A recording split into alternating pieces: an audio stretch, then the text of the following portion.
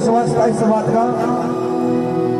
मिलनी नगर भुआरती रोज सुबह और शाम, एक दिन घर को आएंगे मेरे कृपा निधि भगवान। जब भाव से भिल्ली ने भगवान को पुकारा तो एक दिन भगवान उनकी करुणा पुकार पर भिल्ली को दर्शन देने के लिए अवश्य पहुंचे। आइए सुनिए भिल्ली का भाव। रामा रघुकुल नंदन कब आएंगे, भिल्ली की डगरिया। आप सभी का सुना हो भजन सभी गाएंगे मेरे साथ मीठी मीठी तालियों के साथ में। रामा रामा रटते रटते मिटते उमरिया, रामा रामा रटते रटते मिटते उमरिया, रामा रामा रटते रटते मिटते उमरिया, रामा रामा रटते रटते उमरिया। रघुकुल नंदन कब आएंगे, रघुकुल नंदन कब आएंगे, भिल्ली की डगरिया। रामा रामा रटते उमरिया, रामा रामा रटते रटते मिटते उमरिया।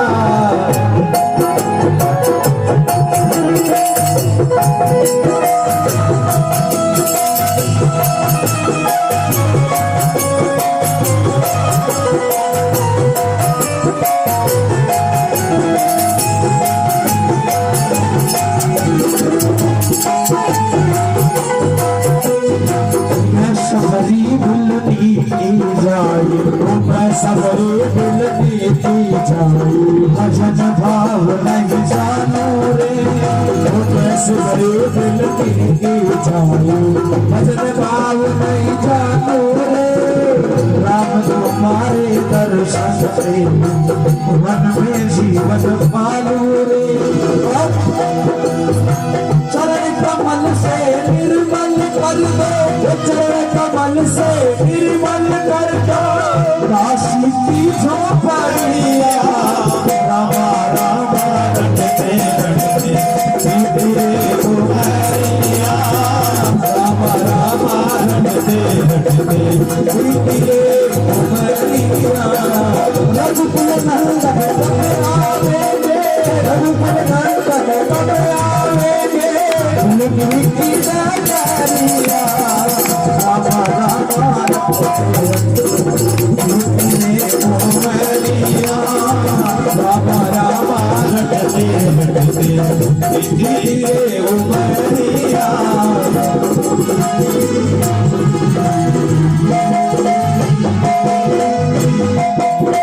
रोज सवेरे मन में जाना रास्ता साफ कर आती हूँ, रोज सवेरे मन में जाके रास्ता साफ कर आती हूँ। अपने प्रभु के साथ सुंदर फल ये लाती हूँ, अपने प्रभु के साथ सुंदर फल ले आती हूँ। मीठे मीठे पेरन की, मीठे मीठे पेरन की मत लाई रे सबरिया। रामा रामा रटते उमरिया, रामा रामा रटते उमरिया। रघुकुल नंदन कब आवेंगे, रघुकुल नंदन कब आवेंगे, भिल्ली की डगरिया। रामा रामा रटते उमरिया।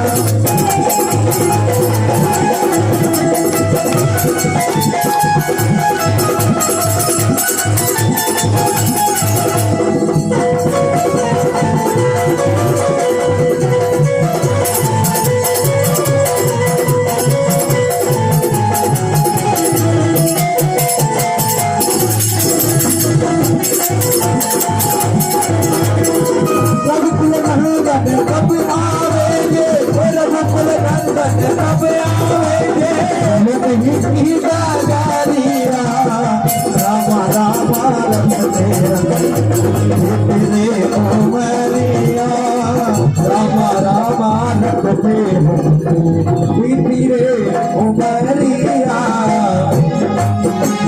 और भूलने का भाव है शुक्र श्याम सलोनी बीच बसाओगे शुक्र श्याम सलोनी नैनो बीच बसाओगे शुक्र श्याम सलोनी नैनो बीच बसाओगे। हर मद पंकज का धर्म चरणों शीश झुकाओगे पद पंकज का धर देता चरणों शीश झुकाओगे।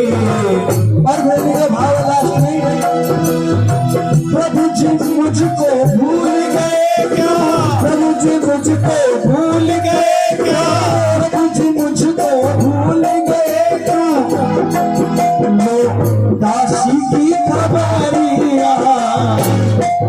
और जो जैसे भूलने के भगवान ने सुनी उसी प्रकार हमारी भी आदर्श में तो एक बार ऐसे नहीं अपने दोनों हाथ भक्त मीठी मीठी तारे को साथ से कहना है रामा रामा रखते उमरिया रामा रामा रखते उमरिया रघुकुल नंदन कब आवेंगे जगन्नाथ नंदन कब आवेंगे मुट्ठी मुट्ठी जागरिया रामा रामा रखते उमरिया।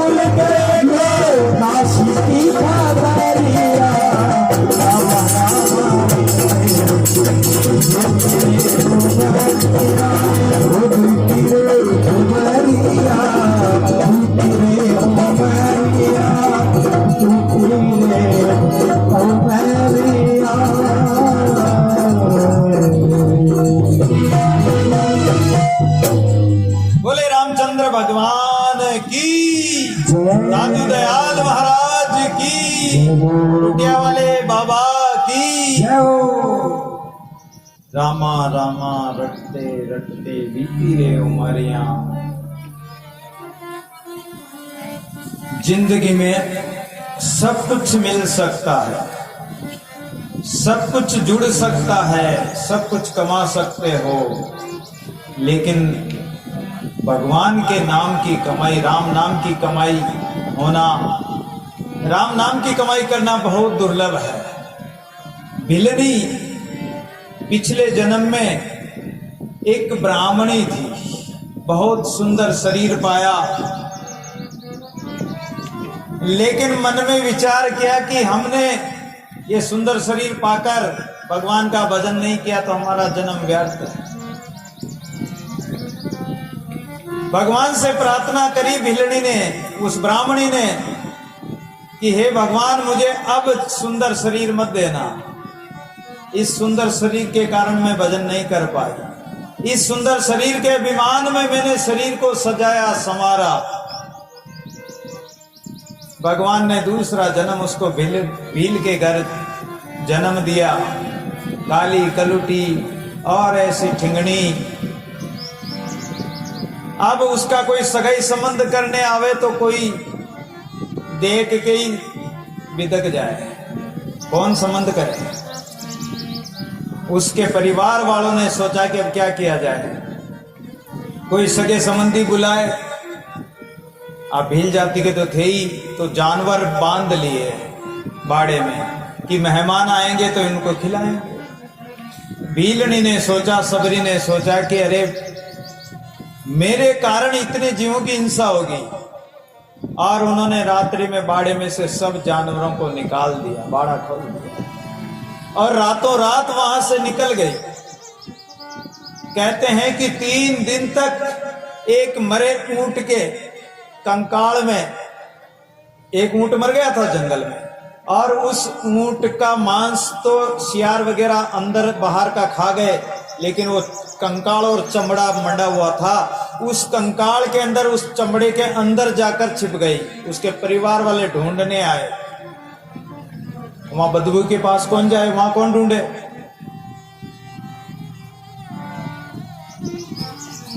देखो आज हमारे पंडित जी महाराज पधारे हैं, इनका स्वागत कीजिए ताली बजाकर।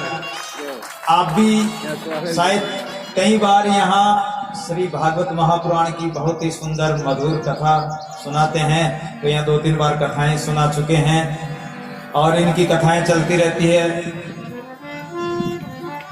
इनका यहाँ इस आश्रम से बड़ा लगाव है, बाबा से, सोजीदास बाबा से, कुटिया से, तो ये हर बार पधार जाते हैं, दर्शन दे देते हैं, बहुत अच्छी बात है। तो वो बिलनी उस कंकाल में, आप ऊपर ही बैठ जाते ना महाराज जी, नीचे कैसे चले, तो वो बिलनी उस कंकाल में जाकर छिप गई। 3 दिन तक नहीं निकली। लोगों ने, परिवार वालों ने खूब ढूंढा लेकिन मिली नहीं। वो विषय वासना की बदबू, लोग कहने लगे कि अरे उसमें बदबू नहीं आई क्या, उसको उसकी बदबू से ज्यादा बदबू विषय वासना की बदबू लगी। वो बुरी बदबू लगी विषय वासना की कि मुझे संसार में शादी ब्याह करना ही नहीं और मुझे भगवान का भजन करना। वहां से निकलकर वो जंगल में चली गई जहां मतंग ऋषि का आश्रम था। वहां बिलनी जाकर भगवान का भजन करती। ऋषि मुनि के आश्रम में तो जा नहीं सकती थी क्योंकि बिलनी थी, कौन जाने देगा। अब तो उसने रात्रि में, दिन में लकड़ियां इकट्ठी कर लेती, आश्रमों में पहुंचा देती, ऋषि मुनियों के आश्रम में डाल आती। देखो सेवा, हम तो कोई सेवा करते हैं या कोई भंडारा देंगे तो पंपलेट में हमारा नाम छपवाएंगे, कोई कमरा बनाएंगे तो वहां एक प्लेट लगाएंगे कि फला व्यक्ति ने इसकी स्मृति में ये कमरा बना के यहाँ भेंट किया।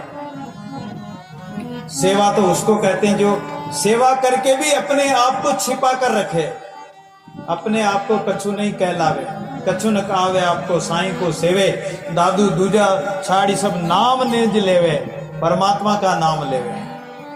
अपने आप को कोई प्रकाशित नहीं करे, वो सेवा मानी जाती है।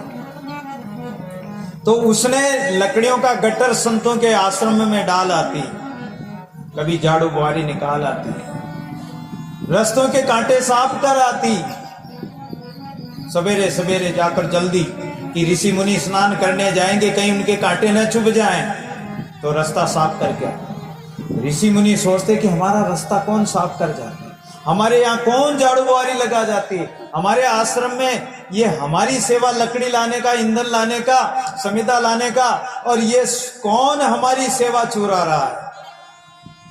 ऋषियों ने बारी बारी से उनके पता करने के लिए पहरा लगाया। एक दिन एक आश्रम में एक ऋषि पहरा लगा रहा था और वो भिलनी लकड़ी का गट्ठर लेके आई आश्रम में। जो ही डालर आवाज सुनते ही वो समझ गया कि आ गया चोर हमारा, और जो ही लकड़ डालर वो जाने लगी, सामने खड़ा हो गया कि ओ भिलनी कौन है तुम, और ये कैसे हमारी सेवा चुराती, सेवा चुराने वाली कौन हो तुम। भीलनी बेचारी थर थर कांपने लगी डर के मारे कि अब तो ऋषि लोग मुझे मारेंगे। ये बात सुनते ही, आवाज सुनते ही और ऋषि इकट्ठे हो गए बहुत सारे। इतने में मतंग ऋषि भी आ गए। अरे बात क्या है? बोले महाराज यही हमारी सेवा चुराने वाली है, ये लकड़ियों का गट्टर डाल जाती है, रास्ता साफ कर आती। मतंग ऋषि को मन में बड़ी प्रसन्नता हुई कि हम किसी चेले को कहते हैं कि तुम ये सेवा करो, तुम ये झाड़ू बुहारी निकालो, तुम जंगल में लकड़ियां लाओ, ये सेवा करो, तो वो सेवा में जी चुराता है, सेवा करने से बचता है। और बिना कहे ये भीलनी ये सेवा कर रही, सबसे बड़ी सेवक तो ये है। और उन्होंने कहा कि इस भीलनी को कोई भी कुछ नहीं कहेगा, अब ये मेरी शरण में है। अब ऋषि लोग क्या करें? अरे बोले कि ये तो भीलनी को अपने पास में रख लिया, सब ऋषि लोग छोड़ के चले गए। लेकिन मतंग ऋषि भगवान के प्यारे भगत थे, भजन करने वाले महात्मा थे, त्यागी महात्मा थे, उनको कोई सांसारिक विषय वासना नहीं थी। उन्होंने भीलनी को अपने पास रखा और राम की भक्ति में लगाया। और जब जाने लगे तो कहा कि तुम्हारे द्वार पर राम आएंगे, तुम्हारी कुटिया पर राम आएंगे, और मैं तो मेरे राम के पास जा रहा हूं। ऐसा कह के वो तो परम धाम को चले गए। लेकिन अपने गुरु वचन को पालने के लिए, गुरु वचन को सत्य जानकर भीलनी प्रतिदिन जंगल में जाती और मीठे मीठे बेर चक चक करके लाती थी कि कहीं ये बेर खट्टे तो नहीं हो। कोई कोई बेर खट्टे भी होते हैं, तो पहले चखती और वो बेर लेके आती। प्रतिदिन भगवान के लिए छावड़ी भर भर के ले आती कि आज मेरे राम जी आएंगे, शायद इस रास्ते से आ जाए, शायद इधर से आ जाए, अभी आ जाए, सुबह आ जाए, शाम आ जाए, दोपहर आ जाए, कब आ जाए पता थोड़ी कि वो उस दिन आएंगे। मेरे गुरु ने कहा तो राम आएंगे अवश्य, ऐसा नहीं कि नहीं आएंगे।